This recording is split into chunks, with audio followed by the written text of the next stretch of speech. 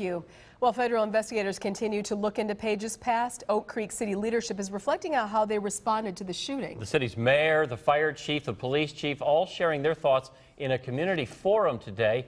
As our Chip Brewster shows you now, they are hoping other towns can learn from what they have been through.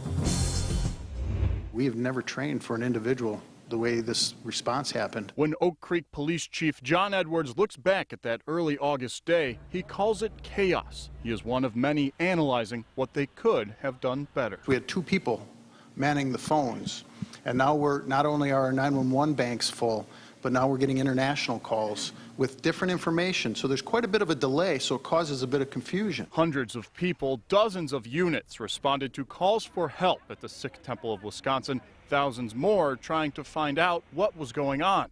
After the chaos had cleared, giving out information became more of a priority. However, Oak Creek leaders hit another bump when they turned people to the city's website. When he said that, was it 10 million hits? 10 million hits within a minute to that website, which obviously crashed it. While the entire ordeal is now behind them, its effects may linger for years. My concern is what's going to happen, because I had 2 guys that were first on the scene that only had 4 months on the job.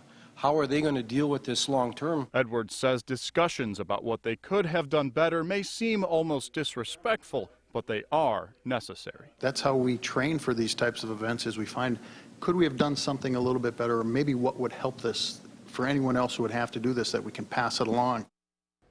With the suspected shooter dead in the event, charges will not be filed in the case. However, the district attorney is still working on completing their investigation. Chief Edwards said tonight they still have a few people to talk to, including Lieutenant Brian Murphy. That is, as soon as he is able to speak again. Ted and Mary. All right, Chip, thank you.